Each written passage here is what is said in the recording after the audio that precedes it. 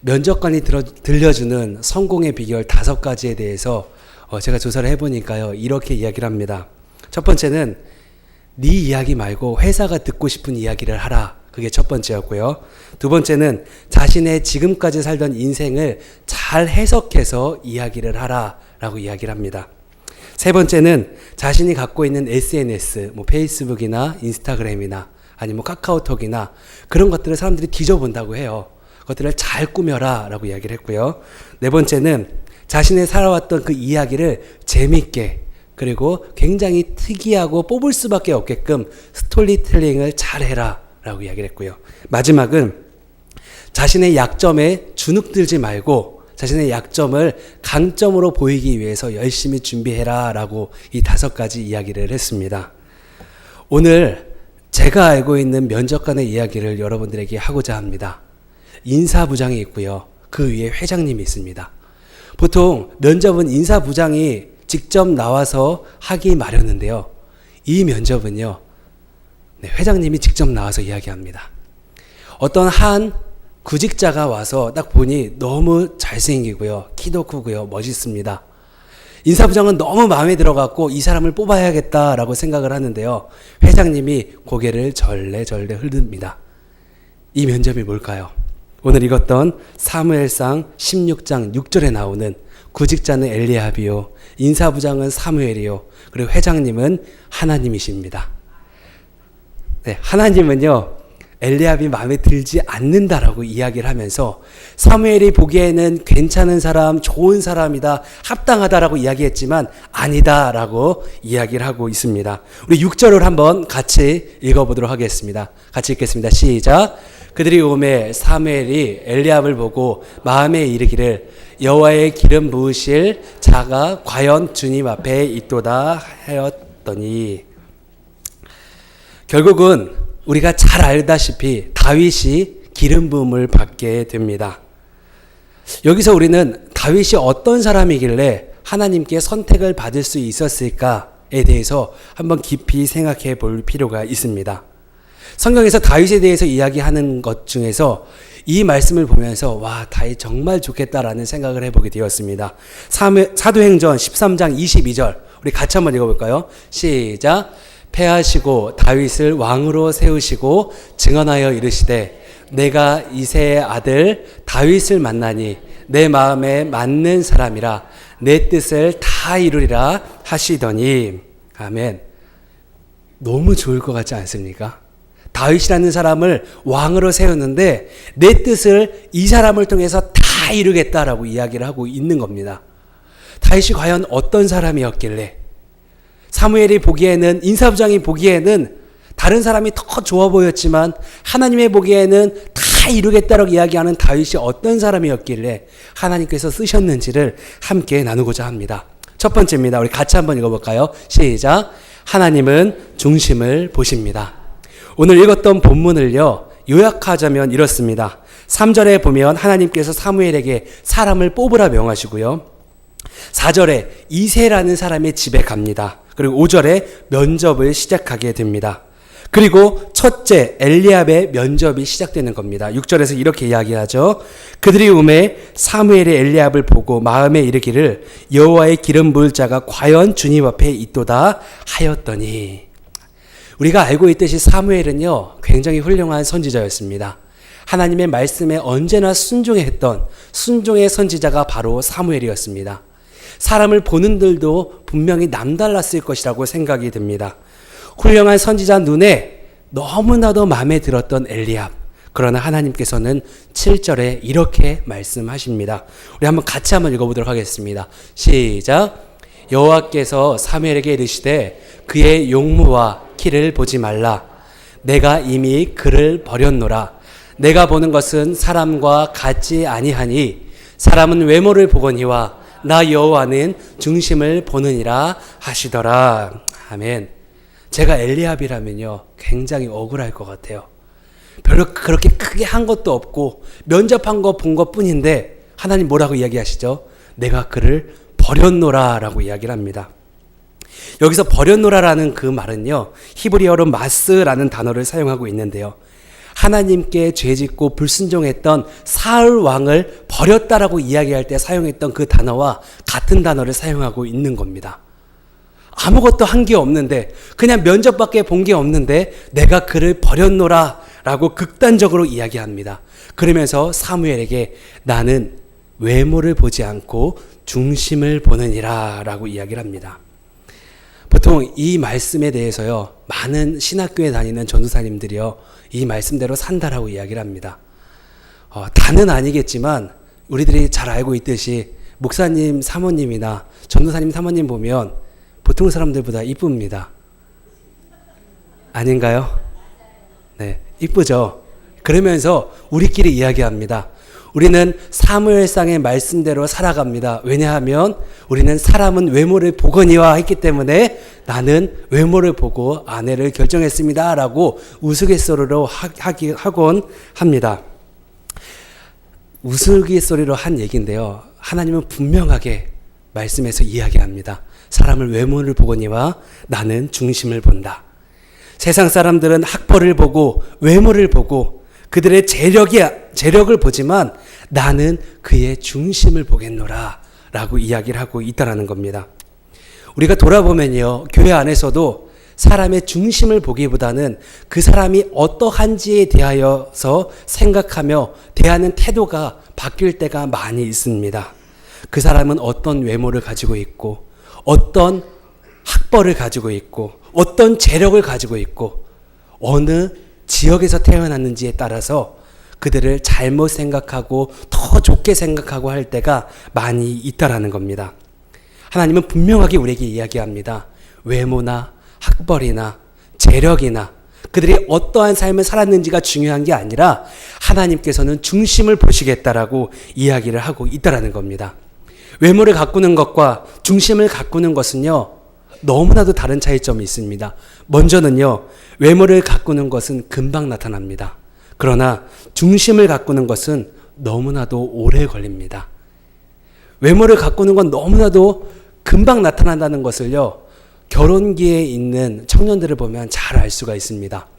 보통 결혼 직전에 결혼 사진을 찍는데요, 대부분이 5kg에서 10kg 이상을 뺍니다. 왜냐하면 평생에 남을 사진이기 때문에 주사를 맞기도 하고요, 얼굴에 뭘 넣기도 합니다. 그러고 나서 결혼하고 나면 갑자기 안 먹었던 음식을 먹기 시작하면서 주위의 상사로부터 그런 이야기를 합니다. 갑자기 빨리 들어가라고 이야기를 하죠. 그리고 더 이상 늦게 와도 된다라고 이야기합니다. 왜일까요? 갑자기 쪄버린 살 때문에 임신한 줄 알고 빨리 들어가라고 이야기를 한다는 겁니다. 그걸 보면서 외모는 참 쉽게 가꿀 수 있고 살도 쉽게 뺄 수 있고 다시 찌우기도 너무 쉽지만 중심을 가꾸기란 너무나도 어렵다는 사실을 알게 됩니다. 그 사람의 중심이 어디 있는지, 그 사람이 어떤 것을 사랑하고 그 사람의 가치관이 어디에 달려 있는지는요, 쉽게 변하지 않습니다. 하나님은 그것을 너무나도 잘 알고 있었던 것 같습니다. 엘리압이라는 사람을 사무엘이 보기에는 너무나도 출중하고 키도 크고 용모도 단정했지만 하나님은 그의 중심을 봤을 때 내가 그를 버렸노라 라고 이야기를 하고 있다라는 겁니다. 잠언 4장 23절에 분명히 이야기합니다. 모든 지킬 만한 것 중에 더욱 내 마음을 지키라. 생명의 근원이 이에서 남이라 라고 이야기를 합니다. 우리들은 외모를 가꾸기 전에, 정말 다른 사람들에게 잘 보이기 위해 노력하기 전에 우리의 마음, 우리의 영혼을 다스릴 필요가 있을 것입니다. 우리가 온유함으로, 절제함으로 열매 맺는 삶을 살게 해주십시오 라고 기도하는 모습이 우리 안에 가득하기를 원합니다. 여러분 안에도 그런 기도 제목이 있었으면 좋겠습니다. 하나님, 내가 예수님 닮은 인격을 갖기를 원합니다. 많은 목사님들이 이야기합니다. 목사들도 면접을 보죠. 그러면서 목사님들이 입을 모아서 이야기하는 게 이런 겁니다. 키 크고 잘생긴 목사들이 많다. 설교 잘하는 목사들 많다. 그러나 인격이 잘된 사람, 예수님의 마음으로 사람을 돌본 사람은 많지 않다. 나는 그 사람을 원한다. 이것이 하나님의 마음이다 라고 이야기하면서 많은 신학생들에게 열변을 토하면서 이야기하는 목사님들의 이야기를 본 적이 있습니다.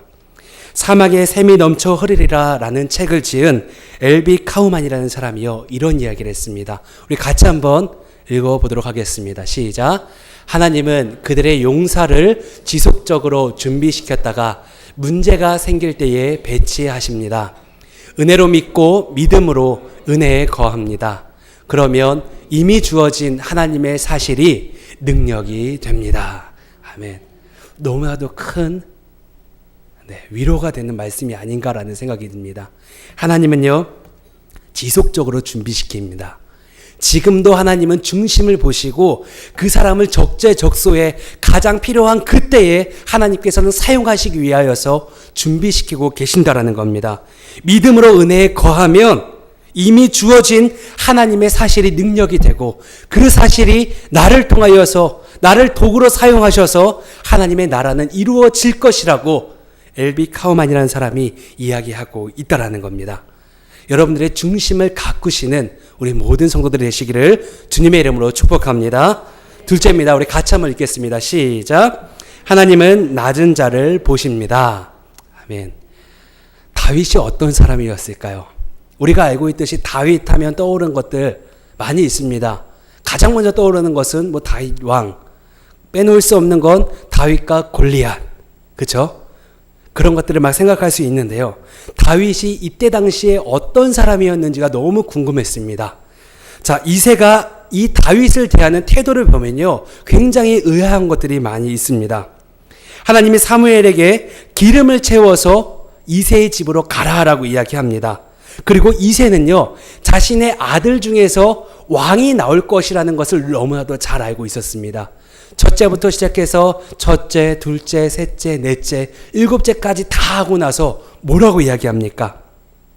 다 지나갔다라고 이야기를 합니다. 근데 우리는 알고 있습니다. 다 지나간 게 아니라 다윗이라는 막내가 남았는데 다 지나갔다라고 사무엘에게 이야기하고 있는 겁니다. 그때 사무엘이 뭐라고 이야기하죠? 아들이 이게 다냐라고 이야기를 합니다. 그때 그제서야 이새가 하나 있는데 지금 양을 칩니다라고 이야기를 해요. 그리고 오늘 본문을 잘 살펴보면 이런 겁니다. 막내 하나가 있는데 지금 저 멀리서 양을 칩니다. 지금 시장하실 테니까 우리 밥이나 먹고 천천히 기다립시다 라고 이야기를 해요. 혹시라도 마음이 바뀌어서 다시 내가 사랑하는 첫째 아들을 왕으로 세울 수 있을까라는 그런 기대감이 있었던 것 같습니다. 그때 사무엘은 어떻게 반응합니까? 나는 그 막내 아들, 그 사람이 오기 전에 절대로 밥을 먹지 않겠다라고 이새에게 이야기합니다. 사무엘상 17장에 보면요, 다윗이 어떤 사람이었는지를 더 잘 알게 됩니다. 우리 17장 20절 같이 한번 읽어보도록 하겠습니다. 다윗이 아침에 일찍이 일어나서 양 지키는 자에게 맡기고 이새가 명한 대로 가서 진영에 이른즉 마침 군대가 전장에 나와서 싸우려고 고함치며 17장의 말씀은요, 골리앗과 싸우는 그 이야기입니다. 그 형들이 지금 그 전장에 가 있고요. 막내 아들 다윗을 도시락 배달시키기 위하여서 보내고 있는 그 상황이 방금 읽었던 17장 20절의 말씀입니다. 근데요, 재미있는 말이 있습니다. 앞부분에 보니까 이렇게 되어 있죠. 다윗이 아침에 일찍이 일어나 양 지키는 자에게 맡기고, 자, 뭔가 이제는 이상하다는 걸 느끼게 되죠.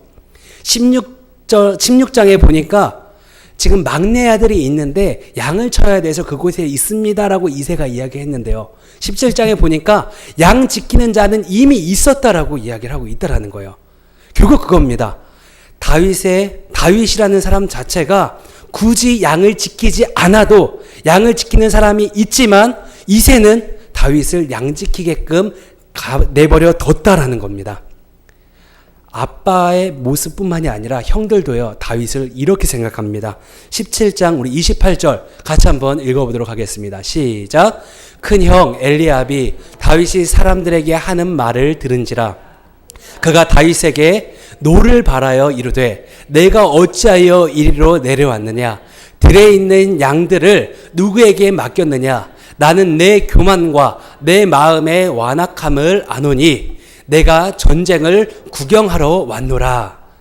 아멘. 뭐라고 이야기합니까? 형이었던 큰형 엘리압이 뭐라고 이야기하죠? 야, 양 지키진 않고 너 놀러 왔냐? 라고 하면서 노하면서 이야기하고 있다라는 겁니다. 이쯤 됐으면요, 우리 안에 퀘스천 마크가 생깁니다. 왜 이새는, 왜 그의 형 엘리압은 다윗을 이토록 미워했을까? 시편 51편 5절에 보니까요, 이렇게 이야기합니다.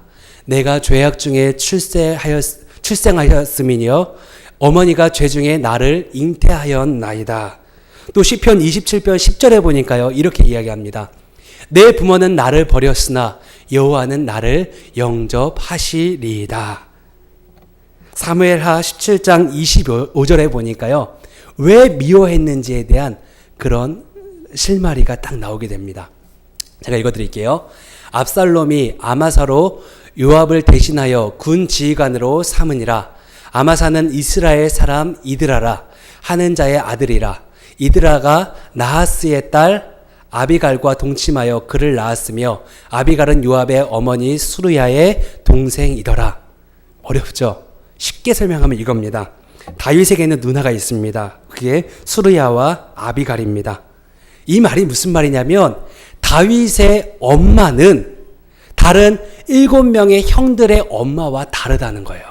쉽게 말하면 우리가 드라마에서 많이 보게 되죠. 배다른 자식이 바로 다윗이라는 겁니다. 그러면서 이야기하죠. 죄 중에서 내가 출생하였습니다. 내 부모는 나를 버렸습니다. 라고 시편에서 고백하고 있다라는 겁니다. 당연히 미워합니다. 왜요? 우리 엄마가 아닌 다른 엄마. 아버지는 같지만 다른 엄마의 배에서 나온 다윗이었기에 그를 미워합니다. 그를 양이나치라고 이야기를 하고 있다라는 겁니다. 태생부터 사랑받지 못했던 다윗이었지만 하나님은 그를 눈여겨 보셨다라는 겁니다. 시편 113편 5절에서 7절의 말씀에서 다윗이 이렇게 고백합니다.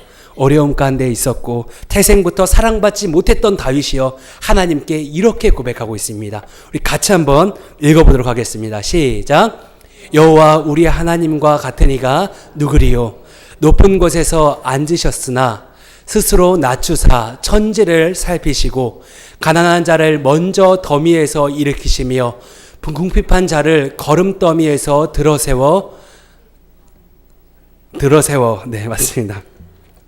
세상의 잘남이 아니라요, 다윗은 자신의 삶을 비관하거나 자신의 삶이 내가 이렇게 사는 것이 너무나도 안타깝다라고 이야기하지 않습니다. 하나님께서는 가난한 자, 궁핍한 자를 세운다라고 믿음으로 고백하고 있다라는 겁니다. 모르겠습니다. 이곳에 계신 여러분들 가운데 나의 삶은 아무런 보잘것이 없습니다. 저기 있는 저렇게 재력이 있고 외모가 출중하고 아주 좋은 금수저의 자녀들처럼 살아오진 않았던 나에게 과연 하나님 쓰실까라는 의문이 생깁니다 하는 자들에게 다윗은 이렇게 고백하고 있다라는 겁니다. 궁핍하고 가난한 자, 하나님은 낮은 자에게 눈을 돌리시고 그들이 어떠한지에 대하여서 중심을 보시고 쓰신다라고 다윗이 고백하고 있다라는 겁니다. 그런 이야기가 있죠. 세상 노래인데요. 내 속엔 내가 너무나 많아 당신의 쉴 곳 없네. 저는 이게 굉장히 성경적이라는 생각을 합니다. 내 속에 내가 너무나도 많아 하나님께서 일할 곳 없네 라는 고백이 우리들의 고백이 아닐까라는 생각이 듭니다. 좋은 집에서 태어나고요, 돈을 많이 갖고요, 외모가 출중하면요 교만하기 쉽습니다. 다른 사람보다 괜찮으니까, 다른 사람보다 그럴싸하니까 어떻게든 쓰시겠지 라고 생각하면서 살 때가 많이 있습니다. 그러나 우리는 어떻게 해야 됩니까? 내 속에 내가 너무 많으면, 내 속에 내 경험과 내 재력과 내 용모와 내 학벌들이 너무나도 많으면 하나님께서 일할 곳이 없다라는 사실을 우리들이 잘 알고 믿으며 나아가야 된다는 겁니다. 하나님의 눈은요 절대로 세상의 눈과 같지 않습니다. 낮은 곳을 향해 계시고 낮은 곳을 바라보시면서 그들을 쓰기를 원하신다라는 겁니다. 겸손이 뭡니까? 하나님, 내가 할 수 있는 건 아무것도 없습니다. 이게 겸손 아닙니까? 하나님, 내가 할 수 있는 건 아무것도 없으니 하나님 나를 인도하여 주십시오. 이게 겸손 아니겠습니까? 다윗에게는 겸손할 수밖에 없었던 상황을 처해져 있었고 그 겸손할 수밖에 없던 그 상황 가운데 실패하거나 좌절하지 않고 하나님은 궁핍한 자를 가난한 자를 들어 쓰신다라고 믿음으로 고백하고 있다라는 겁니다. 우리 안에도 그런 고백이 있기를 원합니다. 눈을 들어 봤을 때 나의 삶이 너무나도 힘들고 보잘것없고 아무것도 할 수 없는 것 같을지라도 하나님 그런 나도 쓰신다고 하셨사오니 내가 하나님께 쓰임받는 자가 되기를 원합니다 라고 고백하는 우리들이 되기를 주님의 이름으로 축복합니다. 마지막으로 셋째 같이 한번 읽어보도록 하겠습니다. 시작. 하나님은 은혜를 구하는 자를 보십니다. 아멘. 다윗은요 장점이 많았을까요? 단점이 많았을까요? 네, 단점이 많았습니다. 장점이 많았으면 제가 물어보지도 않았겠죠. 성경의 인물들 보면요 내가 이 사람보단 괜찮을 거야 라고 생각하는 두 사람이 있습니다. 첫 번째가 야곱, 두 번째가 다윗입니다. 여러분 적어도 살인죄는 안 정했잖아요. 적어도 다른 아내를 간음죄를 저지르진 않았잖아요. 다윗은요 간음죄를 저질렀고요 살인죄를 저질렀고요 살인하고 나서 은폐합니다. 요즘 말로 말하면 시체 유기입니다. 어마어마한 죄를 짓습니다. 무기징역도 모자란 그런 죄를 저질렀던 사람이 바로 다윗입니다. 어쩌면 나는 다윗보다는 죄를 안 지으면서 살고 있어 라고 합리화하는 사람도 있을지 모르겠습니다. 다윗은요 죄가 없는 사람이 아니라 죄를 주님께 언제나 가지고 간 자였다라고 해야지 100점짜리의 대답이 아닐까라는 생각이 듭니다. 시편 32편에 보면요 다윗이 죄에 대하여서 어떻게 생각하고 있는지가 잘 나타나 있습니다. 우리 32편 1절 같이 한번 읽어보도록 하겠습니다. 시작. 허물의 사함을 받고 자신의 죄가 가려진 자는 복이 있도다. 죄가 있지만요 허물을 인정하고 주님께 나옵니다. 그가 3절 4절에 이렇게 고백합니다. 같이 읽겠습니다. 시작. 허물의 사함을 받고 3절이요. 3절. 네. 자, 내가 입을 열지 아니할 때에 종일 신음함으로 내 뼈가 쇠하였도다. 주의 손이 주야로 나를 누르시오니 내 진액이 빠져서 여름 가뭄에 마름 같이 되었나이다. 아멘. 다윗은요 죄를 짓고요 하나님 앞에 정성껏 정말 진액이 빠지도록 하나님께 간구했습니다. 나의 죄가 이렇습니다. 나의 더러운 죄를 하나님 앞에 다 고합니다. 라고 그렇게 고백을 하고 있다라는 겁니다.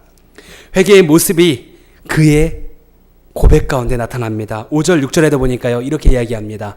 내가 이르기를 내 허물을 여호와께 자복하리라 하고 주께 내 죄를 아뢰고 내 죄악을 숨기지 아니하였더니 곧 주께서 내 죄악을 사하셨나이다. 이로 말미암아 모든 경건한 자는 주를 만날 기회를 얻어서 주께 기도할지니라. 진실로 홍수가 범람할지라도 그에게 미치지 못하리이다. 아멘. 다윗은 그런 사람이었습니다. 죄가 있을 때에 하나님께 다 고백합니다. 그리고 죄를 용서하시고 은혜를 베푸시는 하나님에 대한 굳건한 믿음이 있었다라는 겁니다. 하나님은요 회개하는 자를 불러 쓰십니다. 은혜를 구하는 자를 불러 쓰신다라는 겁니다. 나는 적어도 다윗보단 낫지. 다윗이 졌던 그 끔찍한 죄를 나는 적어도 짓지 않았잖아 라고 하면서 합리하는 사람이 있습니까? 그들에게 저는 이렇게 질문하고 있습니다. 여러분들은 다윗과 같이 뼈에 진액이 흘러내리는 회개를 하며 살고 있습니까? 그가 회개하고 하나님께 고백하고 이렇게 마지막에 회개 후에 이렇게 고백합니다. 7절입니다. 우리 같이 한번 읽어보도록 하겠습니다. 시작. 주는 나의 은신처이시오니 환난에서 나를 보호하시고 구원의 노래로 나를 두르시리이다. 아멘. 이 얼마나 은혜로운 고백입니까? 어쩌면 우리 가운데 회개는 수련회에서만 하는 것이 아닐까라고 생각하는 사람 있을지 모르겠습니다. 그러면서 우리는 그렇게 고백합니다. 하나님, 나를 사용하여 주십시오. 하나님, 내가 하나님께 크게 쓰임받기를 원합니다. 그러면서 내 안에 있는 죄를 은폐하거나 내 안에 있는 죄를 하나님께 낱낱이 구하는 것을 멀리할 때가 있진 않은지 한번 스스로에게 질문하기를 원합니다. 사실 목회자들도 마찬가지입니다. 동료 목사님들하고 가끔 학교 동료 목사님들하고 이야기하면서 이런저런 이야기를 하면서 그런 얘기를 합니다. 교회 안에서 너무나도 미워하는 사람이 있대요. 그러면서 기도하면서 그런 고백을 하는 겁니다.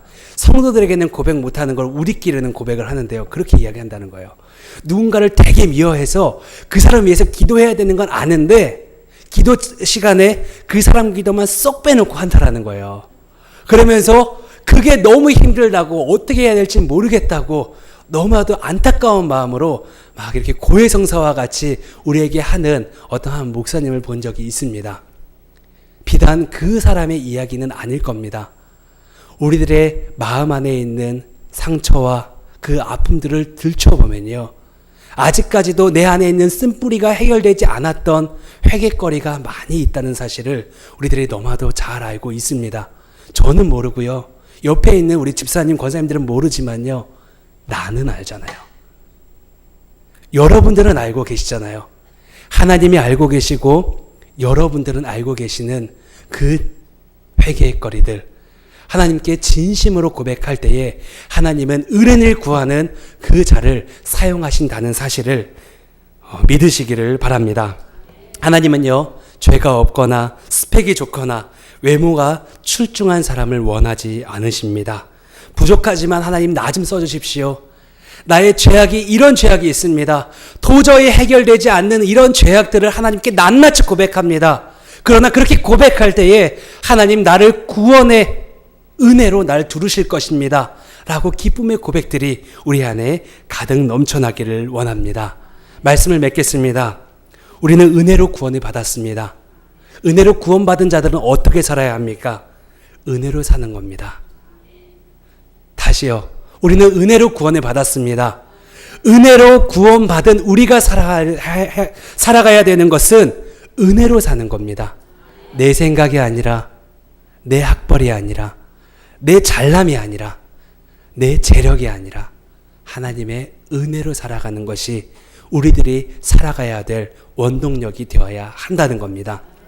여러분 그런 기도 많이 하시죠? 하나님 나를 사용해 주십시오. 전 항상 기도합니다. 하나님 나를 제한 없이 사용해 달라고 기도해요. 쓸모없어서 버려지는 그런 사람 말고 달아서 없어지는 그런 사람으로 사용해 달라고 항상 기도합니다. 여러분들도 마찬가지라고 생각합니다. 우리가 구할 건 무엇이냐? 은혜로 살게 해주십시오. 라는 그 기도 제목입니다. 은혜는요, 나를 낮출 때에, 겸손함으로 나아갈 때에, 나의 죄, 하나님과 나만 알고 있는 그 죄를 낱낱이 고백하고 나의 쓴뿌리를 그대로 다 뽑아버릴 때 하나님께서는 사용하신다라는 사실을 믿으며 나아가기를 원합니다. 하나님의 은혜만이 우리가 살 길입니다.